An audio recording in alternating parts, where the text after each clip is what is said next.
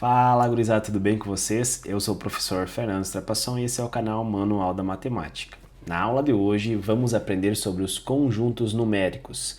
Dentre eles temos os naturais, os inteiros, racionais, irracionais, reais e o conjunto dos números complexos. Então temos 6 conjuntos. Vamos entender qual a importância deles para a humanidade e como eles surgiram. Então vamos lá. Conjuntos numéricos. Então é isso que a gente vai ver a partir de agora.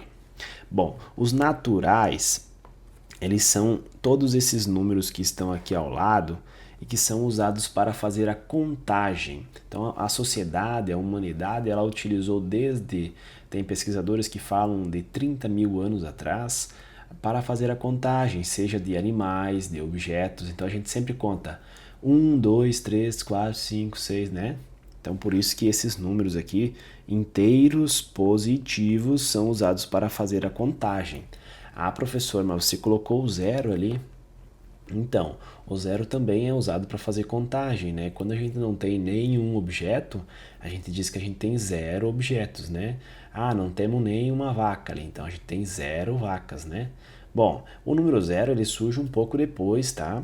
Inicialmente criaram-se esses números aqui do 1 em diante. Aqui vocês podem ver 3 pontinhos, o que significa que continua até o infinito, né? Posteriormente surge então o conjunto dos números inteiros, que é representado pela letra Z. Com o comércio, né? Quando a humanidade começou a desenvolver aí mais o comércio, e aí começou-se a parte do dinheiro ali, né? A questão de ficar devendo e tal. E então surge essa necessidade de criar números que são opostos a ter né? Ter uma unidade, né? Então, o oposto de ter uma unidade é ter menos uma unidade, né? Então, aí foi juntando aquela ideia de ficar devendo e tal, né? Criou aqui números simétricos ao eixo, que seria o número zero. Então, o menos 1 e o 1 são números simétricos. Eles estão à mesma distância aqui do zero, que seria a origem. E também a ideia aí de oposto, né? Então, esse conjunto ele foi bastante revolucionário, né? E ajudou muito a humanidade. Bom, a gente pode perceber que dentro dele aqui estão contidos todos os naturais, né? Que é essa parte direita. Que se vocês olharem aqui em cima, ó, é perfeitamente essa parte direita aqui do nosso conjunto Z. O que aconteceu? Foi incluída então essa parte negativa aqui ao conjunto dos naturais, né? Então o Z, por isso que o Z aqui ele engloba, né? Ele contém o conjunto dos números naturais, porque ele é mais do que os naturais. Ele é os naturais mais a parte negativa aqui, né? Então a gente já pode ir olhando aqui para o desenho do diagrama de Venn e já fazendo essa internalização aí do desenho também.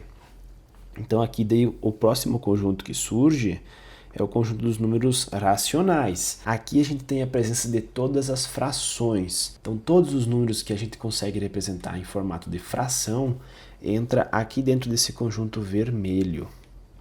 Bom, aqui vamos olhar com mais detalhes posteriormente, mas ele é um conjunto bem extenso. Ele é um conjunto que abrange, então, aqui, ó, se vocês olhar pelo desenho, ele abrange todo o conjunto dos inteiros e, por consequência, os naturais. Então, ele é um conjunto maior e que contém os inteiros e os naturais. Agora, vamos ver o conjunto dos irracionais aqui. Então, esse conjunto ele já é um contraponto ao conjunto dos racionais. São todos os números que a gente não consegue transformar em fração, que a gente chama de dízimas não periódicas, tá? Se for uma dízima periódica, é possível transformar em fração. E aí, se for periódica, ela se encaixa aqui dentro dos racionais. Agora, todas as dízimas que são números com vírgula, que são não periódicas, elas são irracionais. Elas entram aqui dentro dos irracionais. Também aqui nos irracionais, são todas as raízes inexatas. Então aqui vai entrar raiz de 2, raiz de 3, raiz de 5, raiz de 6, raiz de 7. As raízes que não têm um resultado exato, né? Como, por exemplo, a raiz de 4. A raiz de 4 não é irracional. Por quê? Porque raiz de 4 é 2. E o número 2 ele se encaixa em qualquer um dos conjuntos acima aqui, né? tanto racional, ele é inteiro e natural também. Bom, aqui a gente pode ver que os irracionais, então, eles ficam à parte aqui, né, separados dos racionais. Ou é irracional ou é racional, tá bom? Posteriormente, a gente tem aqui o conjunto dos números reais, né, que são todos esses números acima aqui. Então, natural, inteiro, racional e irracional. Todos eles são reais. Aqui, ó, ele abrange todos os que são irracionais e também todos os que são racionais. Esses dois conjuntos estão dentro dos reais, tá? E por último, mas não menos importante, temos aqui o conjunto dos números complexos. Ou seja, é o conjunto maior de todos aqui, e ele abrange todos os reais, mais as raízes negativas. Provavelmente aí até o 9º ano vocês devem estudar e fazer cálculos, né, até de Bhaskara às vezes, e chega lá numa raiz negativa, por exemplo, raiz de menos 4. Vocês colocam lá, não tem solução nos reais, né? E aí vocês param o cálculo. Bom, a partir de agora a gente tem um conjunto onde existe uma solução para a raiz de menos 4. E a gente vai ver agora. Então, os números naturais. Então, são o número 0, né? O 1, o 2, o 3, o 4, o 5 e assim vai, né? Até o infinito. São esses números aqui. Esse conjunto ele é representado por esse símbolo, que é um Nzinho, né? Maiúsculo. E aqui a gente pode fazer o quê? Pode fazer algumas operações com os números. Por exemplo, ó, pode fazer a adição de 1 mais 3, né? Que é 4. E 4 é um número que está dentro aqui do conjunto dos naturais, ó. Então a gente pode ir fazendo somas aqui e não tem problema algum, ó. 0 mais 5, ó. A resposta é 5. E o 5 está aqui dentro, ó. Então, a soma, a adição, ela não tem problema algum. Toda adição de número natural resulta em um número natural. Então, lá na antiguidade, quando fazia-se lá a contagem dos animais, não tinha por que fazer outra operação além da adição, né? Só que, posteriormente, quando começou ali a trabalhar com dinheiro, começou a ser utilizada a subtração de alguns números, né? Então imaginem ali numa letra C que tínhamos, por exemplo, R$2 e subtraíamos R$5, né? Ou seja, qual que é a resposta disso aqui? A resposta é menos 3, porém o menos 3 ele não está contido naquele conjunto aí dos naturais. E aí criou-se então a necessidade de criar um novo conjunto, né? Esse número menos 3 que eu escrevi aqui nem existia ainda quando criou-se a necessidade. Então aí que eles criam então o conjunto dos números inteiros. Então ele é representado pela letra Z, né? E estão então 3 pontinhos, que significa que vai até o menos infinito, né? E aí vem menos 3, menos 2, menos 1, 0, 1, 2, 3. Aqui continua, né? Mas eu vou parar por aqui e vou colocar 3 pontinhos. Então, no conjunto dos números inteiros, a gente pode fazer a operação de adição, não tem problema algum, ó. Fazendo a adição de 2 números, por exemplo, 0 mais 1. A resposta é 1. E o 1 está aqui dentro, né? Ó, tá nessa posição aqui. Ah, vamos somar outros números, professor. Vamos somar aqui 2 mais 1. A resposta é 3. Então, o 3 está aqui dentro, ó. Nessa posição aqui, está dentro do conjunto dos inteiros. Ah, vamos subtrair agora alguma unidade aqui. 4 menos 2. Aqui a resposta é 2. E o 2 está aqui dentro, né? Ó, nessa posição. Ah, vamos fazer 2 menos 4. 2 menos 4 é menos 2. E aí ele está localizado aqui, ó, dentro do conjunto dos inteiros. Então, para a adição e a subtração, esse conjunto aqui dos inteiros ele já é suficiente. Então, aqui já podia fazer bastante coisa, né? 2 operações básicas já eram feitas assim pela sociedade e de forma bem tranquila, né? E aí, quando surge o comércio, então, na época lá, né? Surge também a necessidade de vender coisas fracionadas. Por exemplo, vou vender uma vaca, né? Vou vender 2 vacas, 3 vacas. Mas talvez ali surja a necessidade de vender meia vaca. E aí quando a gente vende meia vaca, a gente tem que vender por quilo. E para ser preciso, às vezes cai 1,5 kg, 10,5 kg. E aí então surge a necessidade de criar conjuntos um conjunto pouco melhor, que representa essas partes fracionadas, né? Às vezes números decimais, porque quando envolve dinheiro a gente sabe, né? Ninguém quer perder. E aí então surge a necessidade de criar um conjunto novo aí, onde a divisão também funcione. Por quê? Aqui ainda a divisão não funciona, ó. Vamos pegar aqui outra operação, por exemplo, 5 dividido por 2. Quanto que é isso, professor? É 2,5, eu sei que é isso, né? Na época não existia esse número. O conjunto dos números inteiros aqui não tem esse número contido nele. E aí surge a necessidade de criar um conjunto que contém esses números. E aí que surge então o nosso terceiro conjunto, que é o conjunto dos números racionais. Aqui temos a presença de todas as frações, então. O conjunto ele é representado por um Q, a letra, né, do conjunto é Q. E aqui, então, vamos escrever de forma um pouco formal e depois vamos tentar entender quem que entra nesse conjunto. Então, aqui vai entrar todos os elementos x, tal que esse x pertence a uma fração, né? A sobre B, onde esse A e o B pertencem aos números inteiros, que é os números que a gente acabou de estudar, e também o B seja diferente de zero. Então, essa é a definição de fração, tá? Quem que vai entrar nesse conjunto, professor? Então, vai entrar todos os elementos que se encaixam aqui, ó. Que seja um A sobre B, uma fração. Quem que é o A e quem que é o B? O A e o B, eles são números que pertencem aqui aos inteiros, ó. Então, ele pode ser aqui qualquer negativo até o infinito.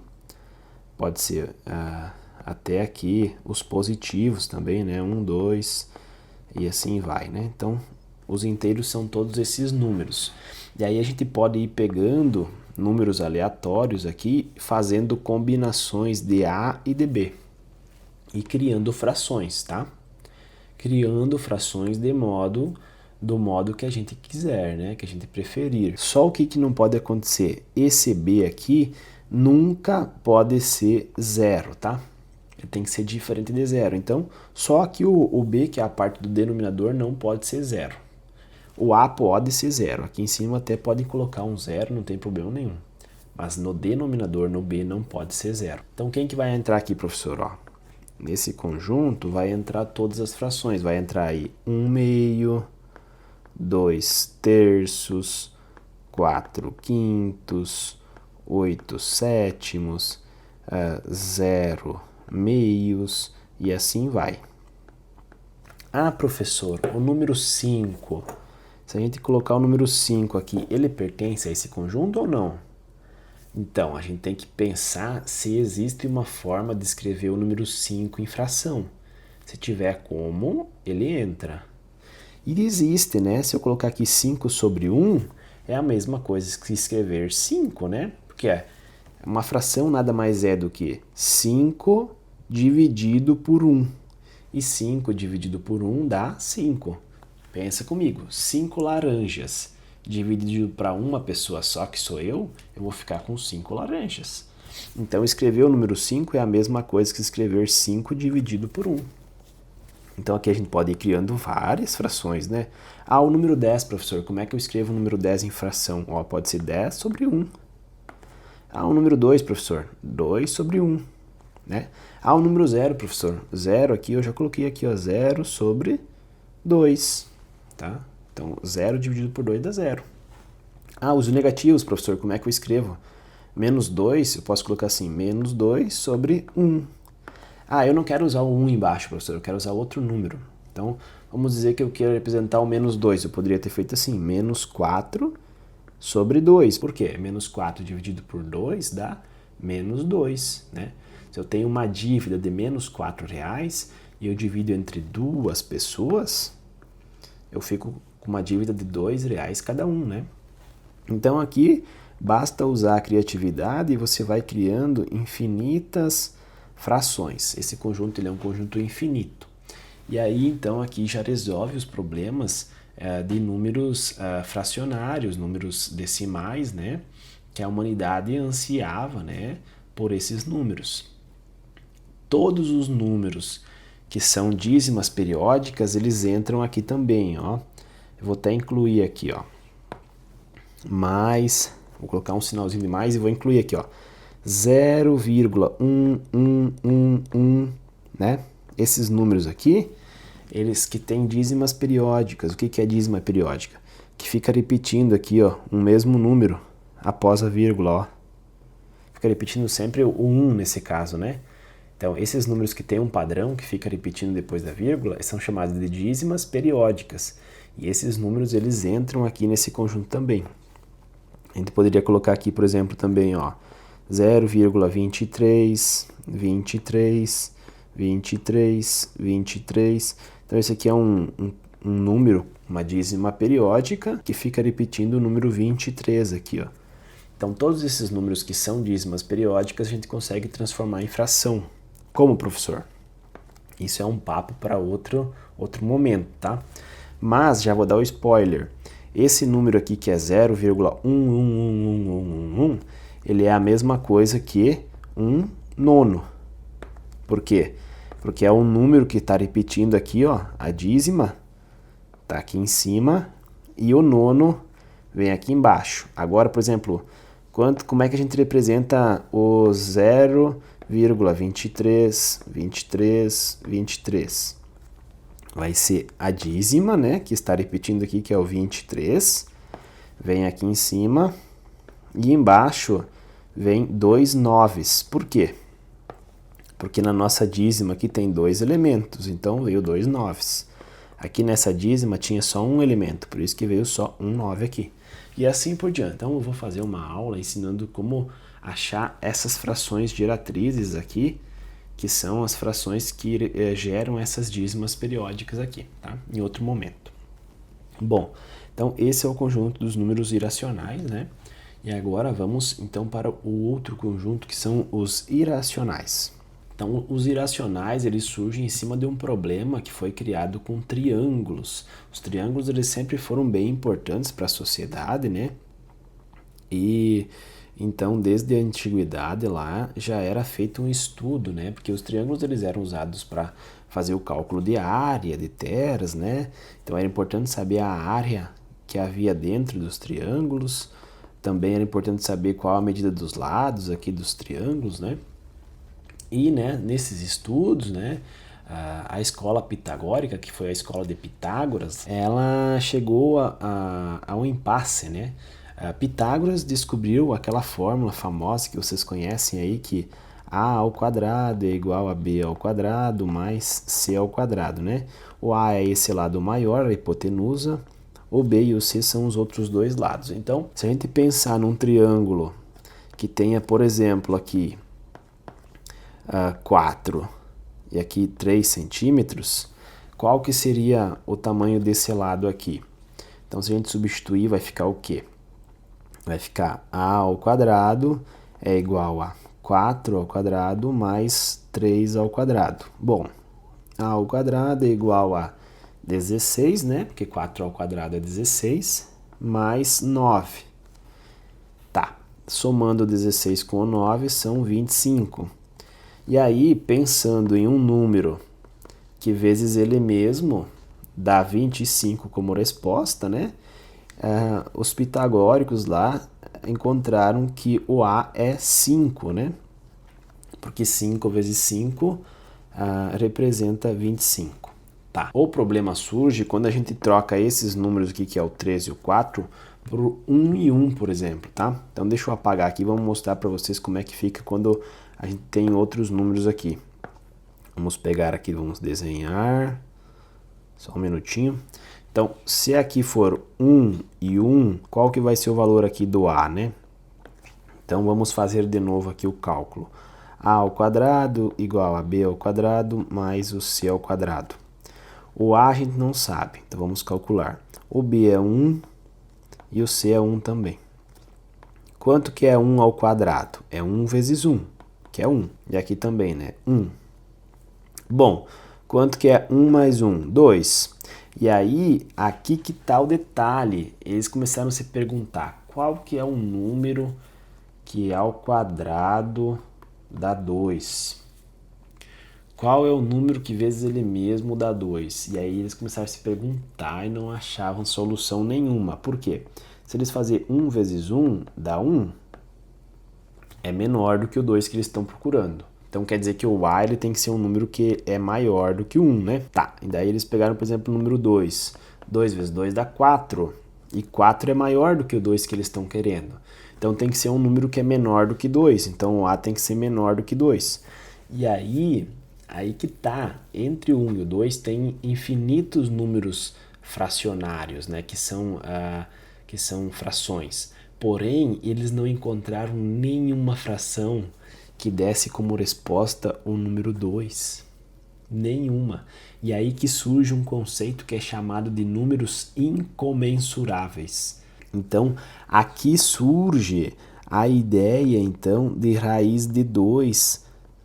Então, eles criam um novo conceito, uma nova solução, né? Um novo conjunto de números. Então, um novo conjunto para abrigar essas soluções aqui que ainda não existiam. E aí, mudando aqui o tamanho do lado, né? A gente vai criando aí muitos outros números, né? Então, por exemplo, aqui 2 ao quadrado dá 4. 4 mais o 1 é 5. E aí surge a raiz de 5. Então, aqui vão surgindo muitos números aqui nos irracionais, né? Onde esses números aqui são a raiz de 2, raiz de 3, raiz de 4 não, porque raiz de 4 a resposta é 2, né? E 2 então não é irracional. Raiz de 5, raiz de 6, raiz de 7, raiz de 8, raiz de 9 é 3 a resposta, não é irracional. Então a gente pula a raiz de 9, raiz de 10 e assim vai, né? Então tem uma infinidade de raízes assim que são criadas. E a resposta aqui da raiz de 2, né? Qual que seria esse número que ao quadrado dá 2? Na verdade, uma aproximação seria 1,41 e vai, né? Ele é um número infinito, não tem uma dízima periódica, que não fica se repetindo nada aqui atrás. Então ele fica plotando números aleatórios, números loucos, né? Então por isso que são chamados irracionais até talvez, né? E então as outras raízes aqui, essa aqui é aproximadamente 1,73 e continua aqui depois da vírgula plotando números aleatórios, né? Então não há como transformar numa fração, né? Outros números importantes aqui nos irracionais. O número π, né? Que é aproximadamente aí 3,1429 e vai plotando números aleatórios. Percebam que não tem uma dízima periódica aqui atrás. Fica plotando números sem um padrão. Outro número importante que é o número de Euler, né? Esse número é mais ou menos aí 2,71 e vai. Infinitos números após a vírgula e todos sem dízima periódica. Outro bem importante é 1 mais raiz de 5 sobre 2. Esse aqui ele é chamado de proporção áurea. Esse número aí ele é mais ou menos 1,61 e vai, né? Fica plotando números aleatórios, né? Sem dízima periódica. Ele está relacionado com as dimensões agradáveis para os nossos olhos, né? Com a beleza das proporções. Então, se a gente pegar, por exemplo, essa tela aqui que vocês estão vendo aqui, né? Essa tela aqui, ela tem uma proporção mais ou menos nessa proporção áurea. O que eu quero dizer? Que o comprimento aqui, ele é 1,61 vezes maior que a altura aqui da minha tela. Então, mais ou menos segue essa proporção. Se vocês olhar a TV de vocês e vocês medir lá qual é o comprimento e medir qual é a altura, a proporção ali, a razão entre o comprimento e a altura, segue essa proporção aqui, ó, 1,6 mais ou menos, né? Varia de TV para TV.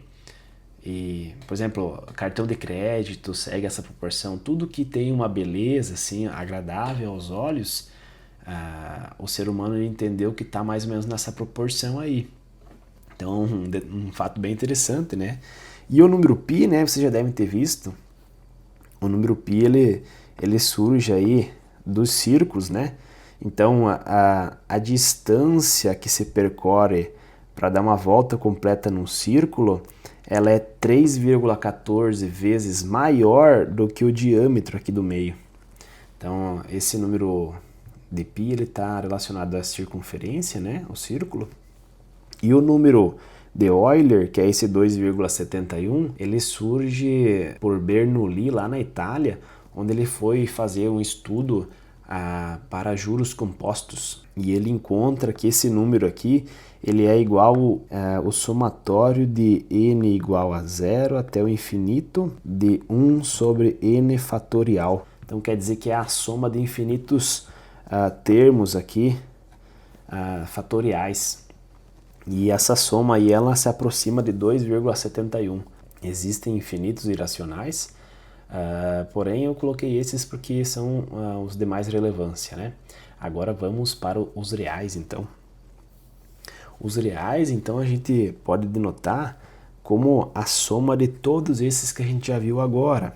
Então, podemos fazer assim, que é a união dos naturais, mais os inteiros, mais unido, né, com os racionais e unido também com os irracionais que a gente acabou de ver. Então, os reais, ele é o resultado da união de todos esses conjuntos aí. Ele é um conjunto assim que ele é bem completo. A gente pode fazer qualquer operação aí de mais, menos, vezes, dividido. A gente trabalha, né, com esse conjunto de uma forma bem tranquila no nosso dia a dia, na nossa sociedade. Só que esse conjunto ele tem um problema. A gente não sabe o que fazer quando cai em uma raiz, por exemplo, de menos 4. E aí a gente fica se perguntando qual que é a resposta da raiz de menos 4, né? Por quê? Podemos considerar que tem 6 operações básicas, né? Adição, subtração, multiplicação, divisão, potenciação e radiciação. Bom, se a radiciação ela é uma operação básica e esse aqui ele é um número real, por que a gente não pode fazer ela, né? Então, surge a necessidade de criar um novo conjunto para resolver esses problemas aqui. Então, surge nesse momento um novo conjunto que a gente chama de conjunto dos números complexos, que é exatamente um conjunto aí que faz a união do conjunto dos números reais, unido então com essas raízes aí, raiz de menos 4, raiz de menos 2, raiz de menos 9, essas raízes aí, qualquer raiz que vocês pensarem, raiz de menos 100, assim por diante. Raízes que não tinham soluções, né? Mas agora a gente consegue achar uma solução. Qual é a solução, professor? Aqui a gente vai pensar o seguinte, ó, vamos pensar quanto que seria a resposta se fosse raiz de mais 4. Se fosse raiz de mais 4, a resposta seria 2 positivo ou 2 negativo, né? Porque 2 vezes 2 dá 4 e menos 2 vezes menos 2 dá 4. Tá, então aqui a resposta vai ser mais 2 e menos 2. Só que a gente não está fazendo do mais 4, a gente está fazendo do menos 4. Então a resposta aqui ela vai sempre acompanhada com um izinho aqui no final. Izinho de imaginário. Então vai ser um mais 2 imaginário e um menos 2 imaginário. Ah, professor, então é só isso? Essas duas respostas? Sim. Qual que seria, por exemplo, então, a do menos 9? Do menos 9 aqui. Vamos pensar qual que seriam as respostas para mais 9. Seriam mais 3 e menos 3, né?